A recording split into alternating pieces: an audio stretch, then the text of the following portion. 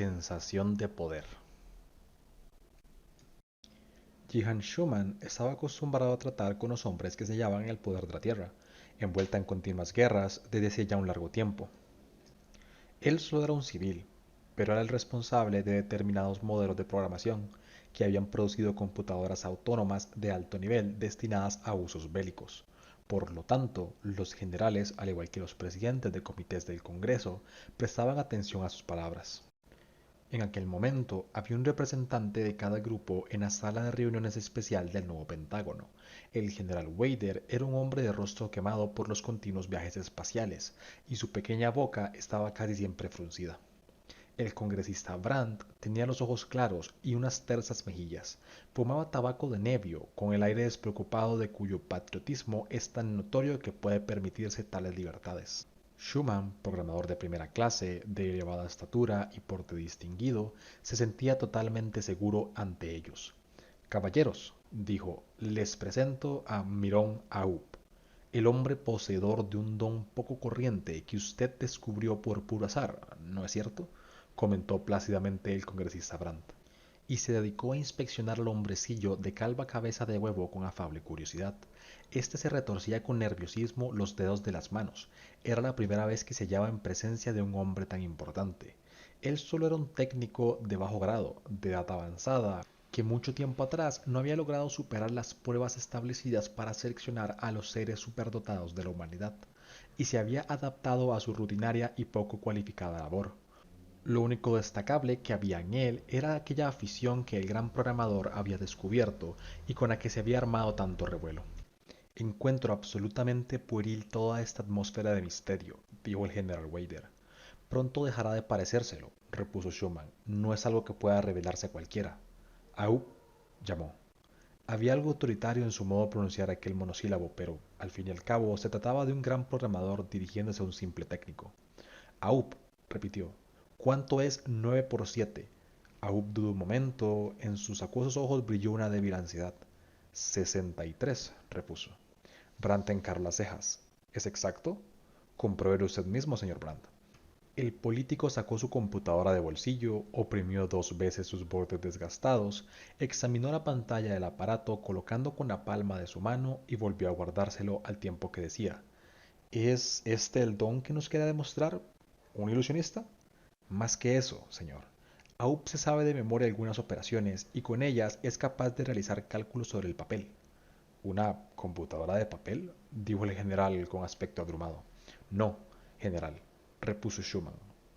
No se trata de una computadora de papel, solo de una simple hoja de papel, general. ¿Querría usted tener la bondad de decirme un número cualquiera? 17, dijo el general. ¿Y usted, señor Brandt? 23. Bien, Aup, multiplique esos números y haga el favor de mostrar a esos señores cómo lo hace. Sí, programador, dijo Aup inclinando la cabeza. Sacó un pequeño bloc de su bolsillo de la camisa y una pluma, fino como un cabello.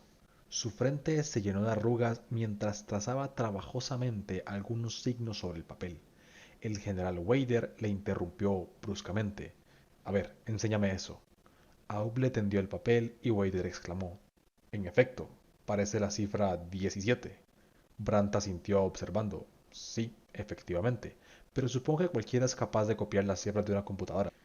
Tengan la bondad de dejar continuar a Aub, señores, dijo Schumann con indiferencia.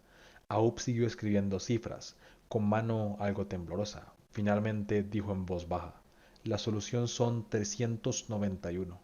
Brandt sacó de nuevo su computadora. Cáspita, pues es verdad. ¿Cómo lo has adivinado? No lo ha adivinado, señor Brandt, dijo Schumann. Lo ha calculado por sí solo. Lo ha calculado sobre esa hoja de papel. No diga usted necedades, dijo el general con impaciencia.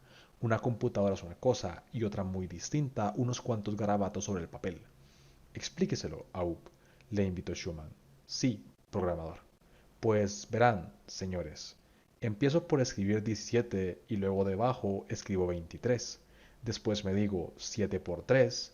El político le atajó con un gesto suave. Pero escuche, Aub, el problema consiste en saber cuánto es 17 por 23. Sí, ya lo sé, se apresuró a responder el pequeño técnico. pero empiezo diciendo 7 por 3, porque así tiene que efectuarse esta operación. Como decía, 7 por 3 es 21. ¿Y usted cómo lo sabe?, le preguntó el político. Porque lo aprendí de memoria. La computadora siempre da 21. He podido comprobarlo docenas de veces. Sin embargo, eso no significa que siempre dé ese resultado. ¿No es verdad?, objetó el político. Tal vez no, vaciló Aub. Yo no soy un matemático, pero siempre consigo soluciones exactas. 7 por 3, 21. Así que escribo 21. Después, 1 por 3 es 3. Y por lo tanto, escribo un 3 bajo el 2 del 21. ¿Y por qué debajo del 2?, le espetó Brandt. Porque Aub miró con aire desvalido a su superior. Es difícil de explicar. Schumann intervino. Les ruego que de momento acepten sus resultados. Podemos dejar los detalles para los matemáticos. Brandt se calló y Aub siguió diciendo: 3 y 2 son 5 y así 21 se convierte en 51. Ahora dejemos eso por un momento y volvamos a empezar. Si multiplicamos 7 por 2 nos dará 14 y 1 por 2, 2. Repitamos la operación anterior y nos dará 34. Poniendo ese 34 bajo el 51 de la manera que aquí lo he hecho y sumándolos, entonces obtendremos el resultado de 391. Reinó un instante de silencio y luego el general Wader dijo: no lo creo. Este hombre ha armado un verdadero galimatías, formando números, multiplicándolos y sumándolos a su antojo. Pero a pesar de todo, no lo creo. Es demasiado complicado. No es más que una engañifa. Nada de eso, general, dijo Aub sudoroso. Solo parece complicado porque usted no está acostumbrado a hacerlo. En realidad las reglas son muy sencillas y se aplican a cualquier número. A cualquier número, dijo el general. Vamos a ver. Sacó su propia computadora, un severo modelo militar, y la accionó al azar. Escriba 5738 en el papel, o sea, 5738. Sí, señor, dijo Aub tomando una nueva hoja de papel. Ahora, prosiguió el general, tras accionar nuevamente la computadora: 7239, 7239. Ya está, señor. Y ahora multiplique esos dos números. Requerirá mucho tiempo, tartamudeó Aub. No tenemos prisa, repuso el general. Adelante, Aub, le ordenó Schumann con voz tensa. Aub puso manos a la obra, muy encorvado, tomó una hoja de papel y luego otra. El general terminó por sacar su reloj para consultarlo. ¿Ha terminado ya sus operaciones mágicas? Casi, general. Mire, ya está. 41.537.382. Exhibió las cifras escritas en la hoja de papel. El general Wader sonrió irónicamente, oprimió el botón de multiplicar de su computadora y esperó a que se formase el resultado. Luego lo miró estupefacto y dijo con voz aguda y entrecortada: «¡Gran galaxia! Este individuo ha acertado». El presidente de la Federación Terrestre cada vez aparecía con aires más cansados y abrumados en su despacho, y en la intimidad dejaba que una expresión profunda de melancolía se esparciese por sus delicadas facciones. La guerra con Deneb, que había empezado tan brillantemente, respaldada por un poderoso movimiento popular, se había convertido en una deslucida serie de ataques y contraataques, mientras el descontento se generalizaba entre la población terrestre. Era posible que lo mismo estuviese sucediendo en Deneb. Y por si eso no fuese suficiente, allí estaba Brandt, presidente del importantísimo Comité de Requisa Militar, haciéndole perder media hora hablándole de tonterías, risueño y satisfecho. Calcular sin una computadora es algo que resulta contradictorio por definición, dijo el presidente, que empezaba a perder la paciencia. El cálculo no es más que un sistema de manejar datos, repuso el político. Una máquina puede hacerlo, pero también el cerebro humano. Permita que le dé un ejemplo. Y empleando la nueva habilidad que había aprendido, realizó sencillas sumas y multiplicaciones hasta que el presidente empezó a sentirse interesado a pesar suyo. ¿No falla nunca? Nunca, señor presidente. Es un método absolutamente seguro. ¿Y es difícil de aprender? Yo tardé una semana en dominarlo. Creo que usted lo conseguiría antes. Desde luego, admitió el presidente.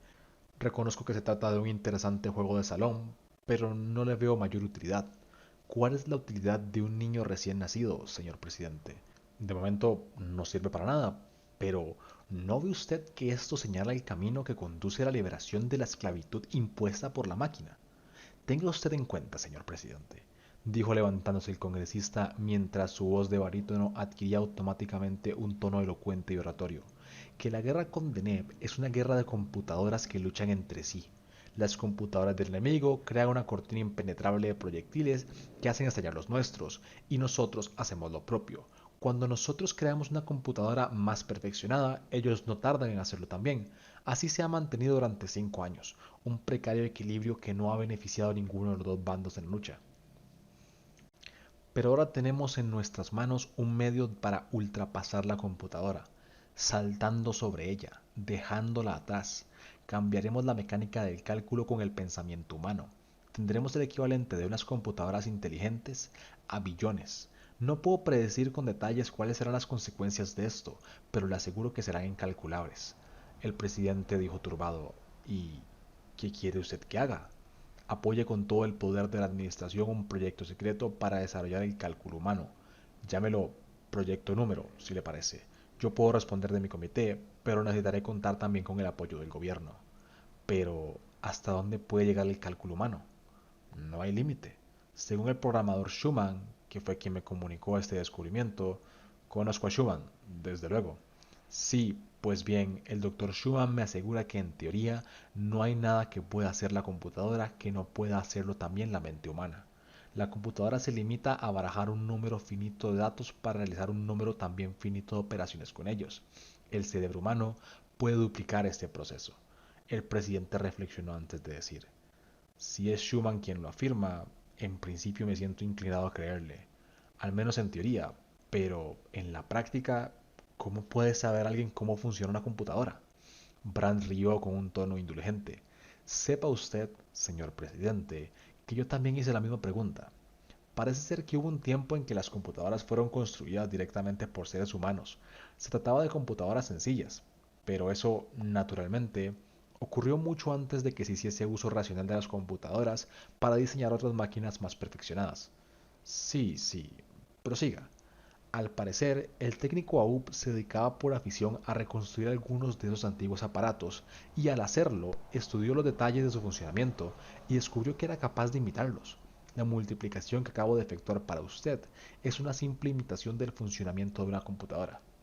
Asombroso. El político carraspeó cortésmente. Si usted me lo permite, señor presidente, cuanto más podamos desarrollar este proyecto, tanto más apartaremos el esfuerzo federal de la producción y mantenimiento de computadoras a medida que éstas vayan siendo sustituidas por cerebros humanos. Podremos consagrar mayor energía a empresas pacíficas y el peso de la guerra se hará sentir menos sobre el hombre de a pie. Esto repercutirá de manera muy favorable sobre los que ocupen el poder. Téngalo usted por seguro. Ah, exclamó el presidente, ya lo comprendo.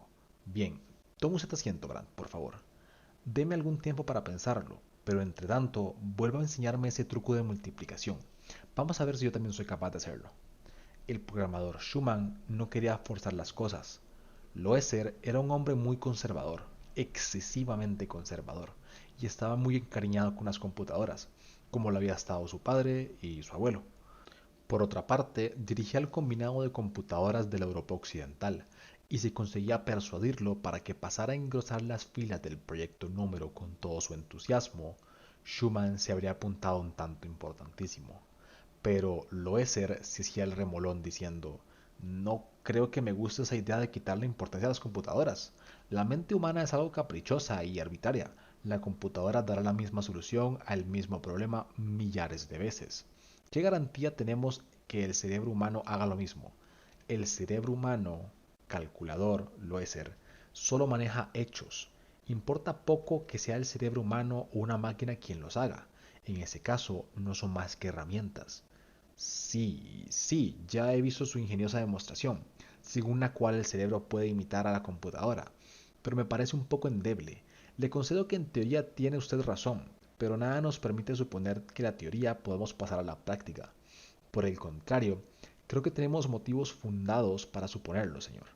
Si bien se mira, las computadoras no han existido siempre. Los hombres de las cavernas, con sus tirremes, hachas de piedra y ferrocarriles, no tenían computadoras. Y lo más probable es que no calculasen. Usted sabe que calculaban. Incluso la construcción de un ferrocarril o un sigurat requiere efectuar ciertas operaciones de cálculo, y los hombres primitivos tuvieron que realizarlas sin disponer de las computadoras actuales. ¿Acaso quiere usted sugerir que las realizaban de la manera que acaba de mostrarme? Probablemente no. Después de todo, este método, al que llamaremos grafítico, de la antigua palabra europea grafos, que significa escribir, ha sido tomada directamente de las propias computadoras, lo cual hace que sea imposible que sea anterior a ellas. Sin embargo, los hombres de las cavernas debieron poseer algún sistema, ¿no cree usted? Por Dios, no me hable usted ahora de artes perdidas. No, no, yo no soy el entusiasta de las artes perdidas, aunque no niego su existencia. No olvidemos que el hombre se alimentaba de trigo antes de comer productos hidropónicos, y que si los primitivos comían trigo es porque lo plantaban en la tierra. ¿Qué otra cosa podrían haber hecho? No lo sé, pero creeré en los cultivos realizados en la tierra cuando alguien consiga hacer crecer una semilla en el suelo. Y cuando alguien me demuestre que es posible hacer fuego frotando dos pedernales, también creeré en ello. Schumann se demostró conciliador. Bien, dejemos eso y volvamos a la grafítica. Esta forma parte del proceso de eternalización. El transporte mediante aparatos voluminosos va dando paso a la transferencia directa de masas. Los aparatos de comunicación cada vez se hacen menos voluminosos y más eficaces. Por ejemplo, compare usted su computadora de bolsillo con las enormes máquinas de hace 1000 años. ¿Qué impide, pues, que el último paso consista en la eliminación completa de las computadoras? Vamos, señor. Lo invito a unirse al proyecto Número, que actualmente ya está en marcha y realizando notables progresos. Pero necesitamos su valiosa ayuda. Si el patriotismo no es bastante, considere la aventura intelectual que esto representa. Pero Loester seguía mostrándose escéptico. ¿Notables progresos? ¿Pueden hacer algo más allá de la multiplicación? ¿Son capaces de integrar una función trascendental? Todo llegará, señor, todo llegará. Durante el mes pasado aprendí a dividir. Puedo determinar correctamente cocientes integrales y cocientes decimales. Cocientes decimales. ¿Hasta cuántos decimales? El programador Schumann trató de conservar su tono indiferente. Los decimales que quiera. Loser se quedó boquiabierto, sin computadora. Póngame un problema. Divida 27 por 13, hasta 6 decimales. 5 minutos después, Schumann dijo 2,07923. Loeser comprobó la operación. Desde luego es sorprendente. La multiplicación no me impresionó mucho, teniendo en cuenta que se realizaba con números enteros, y pensé que con algún hábil truco se podría conseguir. Pero con decimales, y esto aún no es todo. Se ha realizado un nuevo descubrimiento que hasta ahora se mantiene en el más riguroso secreto, y que, a decir verdad, yo no debería mencionar ni siquiera a usted, pero hemos empezado a sacar raíces cuadradas. Raíces cuadradas. Presenta algunos aspectos muy difíciles y aún no hemos llegado a resolverlo del todo, pero el técnico Aup, el genial inventor de esta ciencia y que posee una sorprendente intuición, asegura que casi ha resuelto del todo el problema, y no es más que un técnico, pese a todo su genio. Imagínese lo que haría un hombre como usted, un matemático de gran talento. Ninguna dificultad sería insoslayable. Vaya, raíces cuadradas, murmuraba Loeser, y después vendrán las raíces cúbicas. Bien, ¿podemos contar con usted? De pronto Loeser le tendió la mano. Cuente conmigo. El general Wader se paseaba de un lado a otro en el fondo de la sala, dirigiéndose a sus oyentes como lo haría un profesor encolerizado a un grupo de alumnos. Al general no le importaba en absoluto que los reunidos fuesen los sabios civiles que dirigían el proyecto Número. El general era el jefe indiscutible y así se consideraba en todo momento. Con voz atronadora decía: las raíces cuadradas me parecen estupendas. Yo no sé hacerlas, ni comprendo cómo se hacen, pero eso no me impide que las encuentre estupendas. Sin embargo, no permitiré que el proyecto se desvíe hacia lo que algunos de ustedes quieren llamar fundamentos. Ya tendremos tiempo de jugar con la grafítica todo el tiempo que les dé la gana una vez terminada la guerra. Pero ahora tenemos problemas concretos y de orden muy práctico que resolver. En un extremo alejado de la sala, el técnico Aup escuchaba atentamente. Ya no era un técnico, desde luego, pues había sido relevado de sus deberes y destinado al proyecto con un título altisonante y una hermosa paga. Pero las diferencias sociales subsistían. y las grandes inminencias científicas jamás querrían considerarlo como un igual ni admitirlo en sus filas. Ni por otra parte, Aub lo deseaba. Justo de reconocerlo. Se sentía tan incómodo entre ellos como ellos con él. El general estaba diciendo en aquel momento: nuestro objetivo es muy sencillo, caballeros. La sustitución de la computadora. Una nave que pueda navegar por el espacio sin computadora a bordo puede construirse en una quinta parte del tiempo invertido en la construcción de la nave provista de computadoras, y a un costo 10 veces más bajo que esta. Podríamos construir flotas 5 veces, 10 veces más poderosas que las de Deneb si pudiéramos eliminar la computadora. Y vislumbro algo más después de esto. Puede parecer fantástico ahora, un simple sueño, pero en el futuro veo el misil tripulado por un piloto humano. Resonó un murmullo en el auditorio. El general prosiguió: en la actualidad, el obstáculo principal con el que tropezamos es la limitada inteligencia de los misiles. La computadora que los gobierna debe tener unas dimensiones limitadas. Por este motivo, no pueden enfrentarse satisfactoriamente con las defensas antimisiles, sujetas a un continuo cambio. Muy pocos misiles consiguen hacer el blanco, y a causa de ello, la guerra a base de misiles se encuentra en un impasse, tanto para el enemigo, afortunadamente, como para nosotros. Por otra parte, un misil con un par de hombres en su interior, o uno solo, dedicados a gobernar su vuelo por medio de la grafítica, sería más ligero, tendría más movilidad y poseería mayor inteligencia. Nos permitiría obtener una primicia que podría conducirnos muy bien a la victoria. Además, caballeros, la exigencia de la guerra nos obliga a recordar una cosa: un hombre es mucho menos valioso que una computadora. Dijo muchas cosas más, pero el técnico AUP no quiso esperar más tiempo. En la intimidad de su alojamiento, el técnico AUP pulió meticulosamente la nota que pensaba dejar. En su redacción final decía como sigue: cuando comencé el estudio de lo que ahora se conoce por el nombre de grafítica, para mí no representó más que un simple pasatiempo. Únicamente veía en él un modo interesante de distraerme, un ejercicio mental. Cuando se inició el proyecto número, confié en el juicio y la prudencia de mis superiores. Pensé que sería un uso pacífico de la grafítica, en beneficio de la humanidad, para contribuir tal vez a la creación de aparatos de transporte por transferencia de masa que fuesen verdaderamente prácticos. Pero hoy veo que solo se utiliza ciencia para la muerte y la destrucción. Por lo tanto, no puedo asumir la responsabilidad de haber inventado la grafítica. Luego volvió deliberadamente hacia él un foco despolarizador de proteínas y cayó instantáneamente muerto, sin haber experimentado el menor dolor. Todos rodeaban la tumba del pequeño técnico, rindiendo tributo a su grandioso descubrimiento. El programador Schumann mantenía la cabeza inclinada, como el resto de los presentes, pero no experimentaba la menor emoción. El técnico había cumplido su parte y ya no era necesario. Era el creador de la grafítica, pero a la sazón de la ciencia seguiría avanzando por sí sola con paso arrollador, triunfalmente, hasta hacer posible los misiles pilotados, y Dios sabía qué más. 9 por 7 son 63, se dijo Schumann con honda satisfacción. Y maldita la falta que me hace una computadora para saberlo. Tengo una computadora en la cabeza. Y era sorprendente la sensación de poder que eso le producía.